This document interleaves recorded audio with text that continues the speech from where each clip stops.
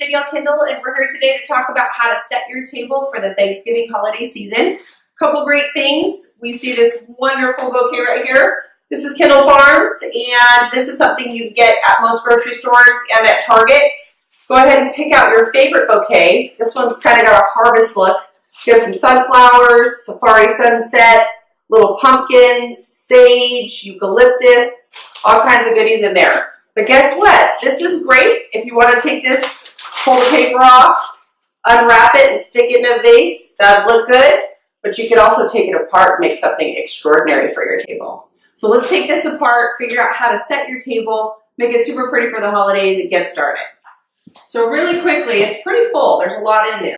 Now my table's already set, as you can see. So I'm going to work over here to the side just so you can kind of get an idea of what's in here. I'm going to pull off the greens, kit those over to the edge. I'm going to open it up and grab out the biggest focal, which is those sunflowers. And I want to go ahead and grab those sunflowers. And what I'm going to do is start with a big vase in the middle. Now we've already kind of set this one up, which could be really pretty with pumpkins. We have apples in here for fall, pomegranates, anything that you have that's kind of a fall favorite. But I'm going to go ahead and measure. Now, I got these guys on a little bit shorter end, which is perfect. There's 3 of them, and I'm just going to spread them apart. So they're all kind of going in opposite directions, right? You might have to move them around a little bit to get exactly what you want. Now, this sunflower looks a little bit tight, and that's okay. Because if you set your table the day before, which you should, so you can spend a day of cooking, you want this tight. This is going to open up. The house is warm. The ovens are going to be on. It's going to get nice and toasty. So as the day progresses, this is going to get bigger and bigger, and by the next day, you're going to have a big, beautiful sunflower. So it's okay that they're tight for now. You want that. If you buy a sunflower that's fully open, the problem is it's not going to last as long. You'll get a couple days out of it, but it's going to be flush, and you're not going to have as much life from that flower. So let's start here. Next, I want to add a little bit of filler. So this is really pretty. This is called Solidago, and we love this because it's got a nice fullness to it. There's some extra pieces on the end. I'm going to rip those off, but I'm not going to throw them away. I'm going to hold on to this. Because you see these little vases down here? Guess where we're going to use it? Somewhere down here in just a second. So let's go ahead and add this into the center. And you might need to measure a bit. You can always put it in and see where you're at. If you need to do a little cutting, that's okay. Sometimes you might have to take it out once or twice to reassess. And the thing is I put my sunflowers low because I don't want them so high that I can't see everyone across the table.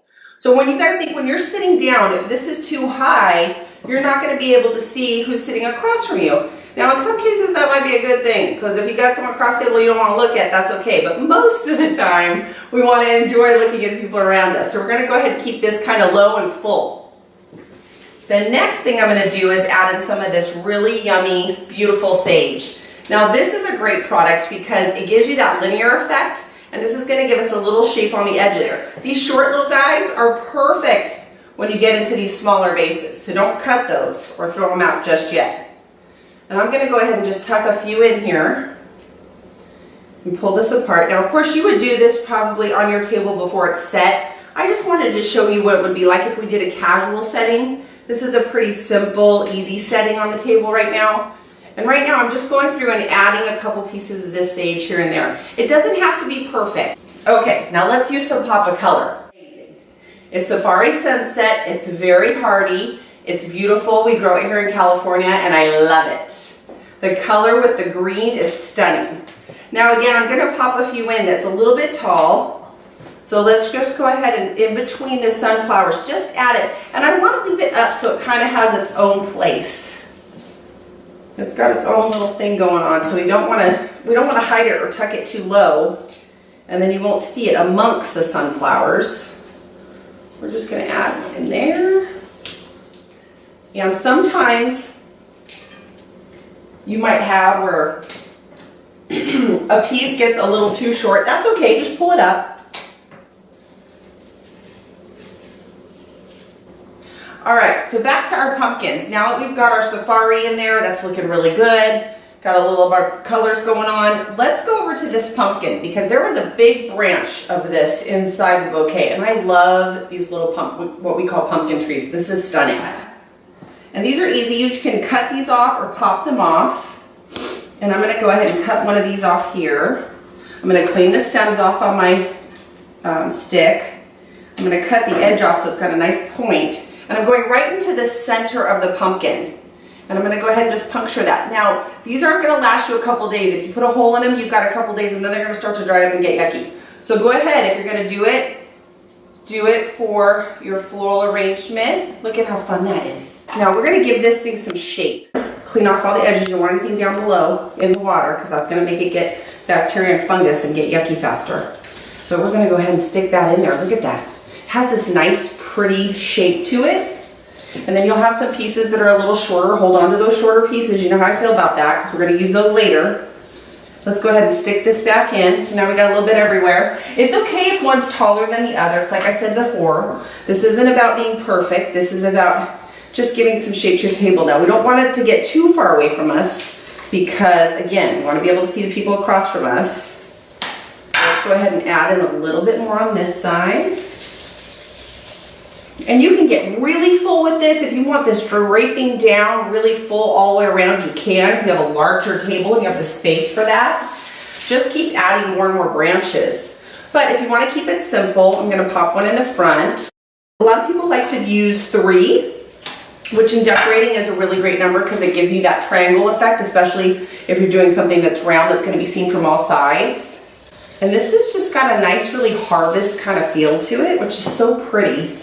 Now I like these dark green flowers as well. This is called Salal, and this is actually grown up in Washington. It's another US grown product, but we really like this product at the farm. We use a lot of it, and we get to support other growers by bringing it in. So we always like doing that. So I'm gonna go ahead and actually look at the leaves and kind of see which way they're going.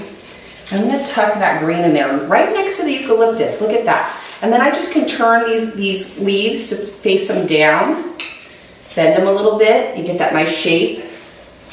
This one's got a great shape to it, so let's get this guy on this side to complement it. And remember, if you've got to pull it out and redo it, go ahead, just look for your little hole to get it inside there. And actually, I'm going to come on this side. Got a little more room on this side. Now, if you need to take off a leaf because it's a little too tight, that's okay too. Don't feel bad about pulling one off. You can always use that somewhere else later. And then feel free to move those around. See where you can get your shape from. Kind of get that in there, and let's do one in the back. And this stuff is just really pliable. See, look at how I'm bending it without breaking it. If you just kind of work it a little bit, you can get that nice shape. Don't feel scared on greens to ever be a little bit sturdy with them because they can hold up for you. I want to add a little bit more. I'm kind of looking around and checking it out, and I feel like on this side it could use just a pinch more color. So I'm going to tuck that in there, and then I've got one more. Let's tuck it. Let's look and see where else I could use a little bit more. Now if my leaves are kind of getting in the way, let's move those around. And let's go ahead and put this on this other side too. And let's get that. And when you grab and you push in, grab from the base of the stem, push in, and then gently get the rest in there, okay?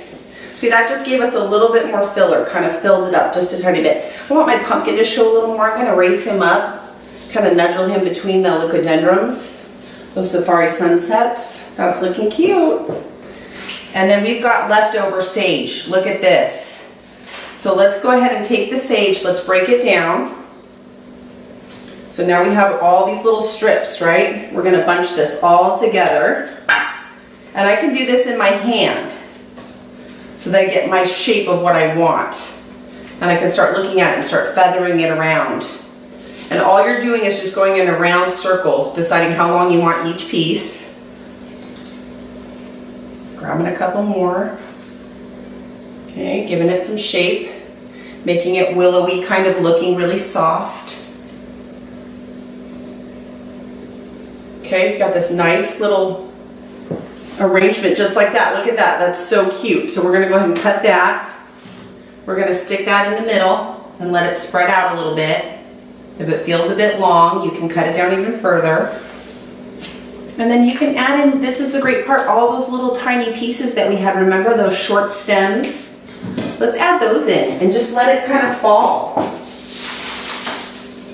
See So you have all these little laterals. When you're looking at a eucalyptus, silver dollar, you've got all these small laterals. When you pull these off, never throw them away. They're precious, these little guys, and we want to keep those. Pull off the little couple stems at the bottom, give it a trim, add it into the center. And that's just pulling the whole table together. Sometimes just having one feature doesn't finish it off. If you have just a little bit more green on the table, kind of pulls it all together, and that's what we're creating right now. So remember we talked about these pumpkins. You can buy these by the bunch as well. You can actually cut this down and use that as your finishing touch. Add those pumpkins. Look at that, adorable little pumpkins right into the center. And I would trim that down just a little bit more. But look at how cute that is. Take my other one. Now I'm gonna just trim him down. Use him in this side. You can make them look exactly the same or a little bit different. It's up to you. Pull off some more greens using all my small pieces that were left over. And watch this. This is a great trick. So I've got leaves left right here. If I trim that last leaf right to the edge, I can actually use this one too. Watch that, see? Now I've actually cut that one big stem in half 2 times. So I've got 2 pieces from one stem. Let's add those in. Look at how great that's looking. And a couple more of these. I'm gonna steal a couple from over here. And we're gonna move them to the other side. And this is a really quick, easy, fun way to have a harvest table.